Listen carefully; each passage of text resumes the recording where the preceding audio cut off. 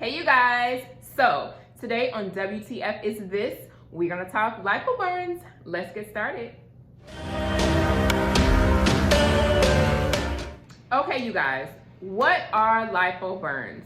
Lipo Burns are from liposuction clearly, but they happen with laser liposuction and ultrasonic assisted liposuction. And it's when a cannula about this long, at the tip of that cannula, it delivers extreme energy thermal heat that destroys fat cells.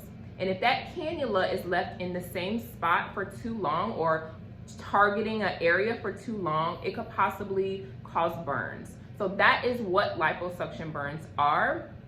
You also have this thing called friction burns.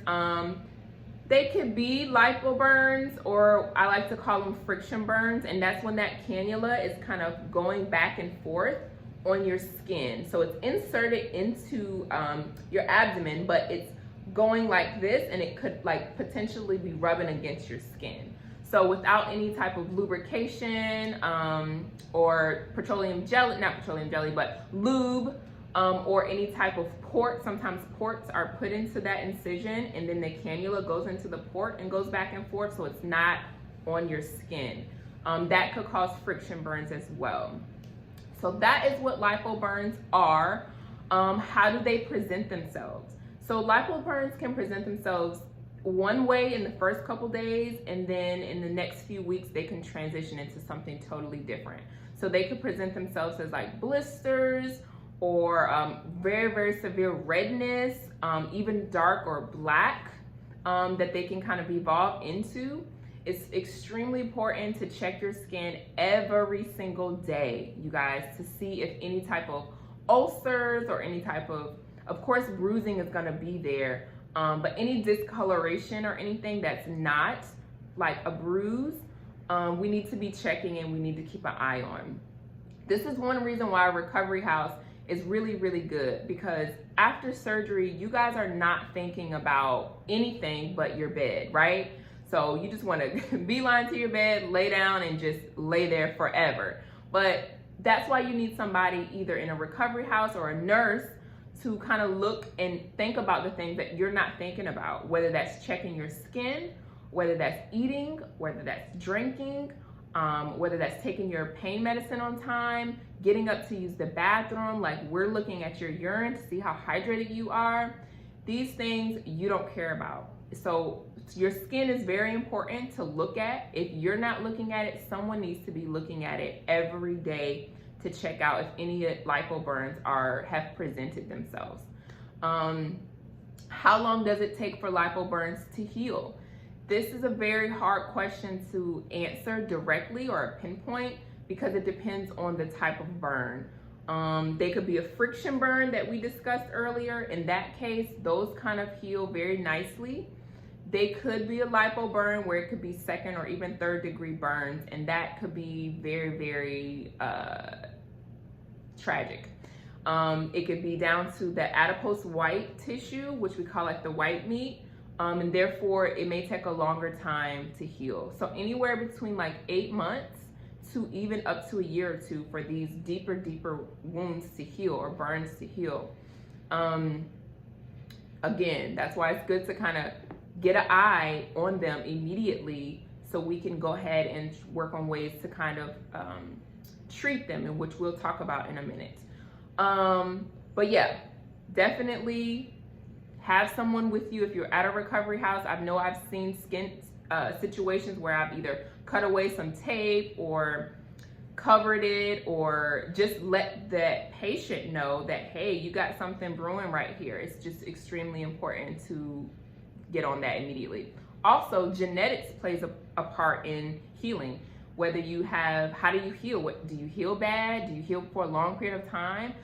Do you have hypertension? Do you have diabetes? Those things prolong healing. Are you a smoker? Do you smoke cigarettes every day? That's a huge, huge factor into circulation and blood flow. So you need to be in a healthy state for these things to heal. What do you do? What do you do when you first see discoloration or anything? My first tip would be take a picture of it immediately. We need to keep track of how this is progressing. What changes is it making? Is it getting better? Is it getting worse? And we need to kind of have some documentation to like kind of show our physician or our surgeon like, hey, this is how it started. This is how it looks now. So that would be the very first thing that I would do, other than like every day checking your skin. No home remedies, you guys. No toothpaste or mustard or tea tree or coconut oil or these home remedies, honey or anything like that. None of these home remedies until your surgeon lays eyes on it and kind of sees where to go. Sometimes you'll need antibiotics. You may need a debridement. You may need ointment. You may need steroid injections. So we don't know. We don't want to make it worse. You know, we want our surgeon to look at it for sure first. So those are just kind of tips of what to do immediately. You need to contact your surgeon, take pictures.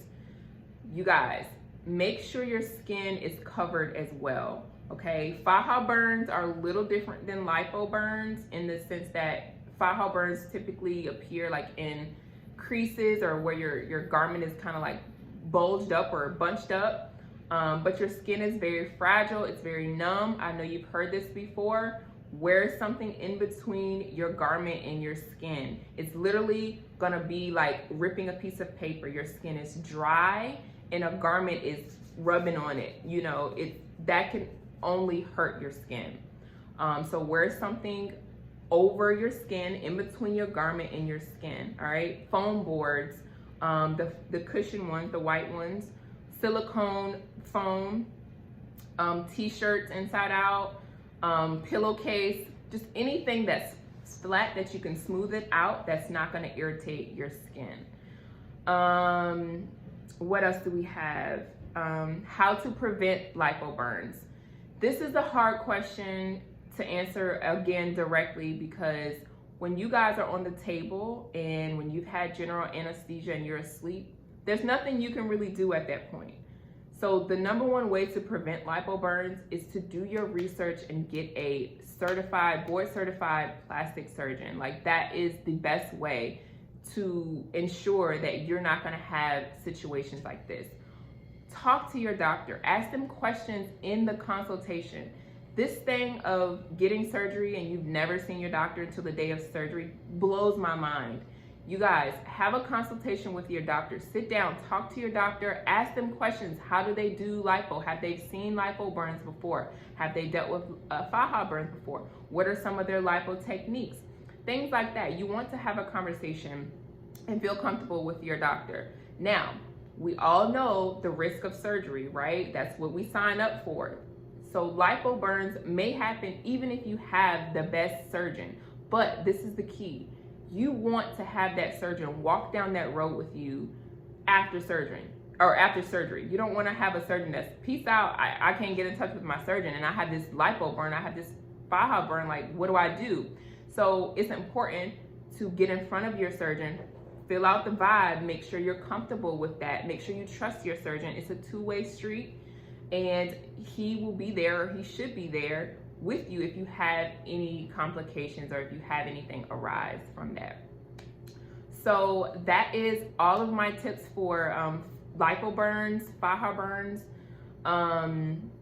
What else can I say? Yeah, do your research, you guys. Things happen in surgery, we know that, but just do your research, make sure you are well abreast of the things that could happen and how to treat them if they arise, okay? All right, well, I hope that was helpful. I hope you learned something, and let me know what you guys want to discuss later. I'll see you next Sunday. Mwah.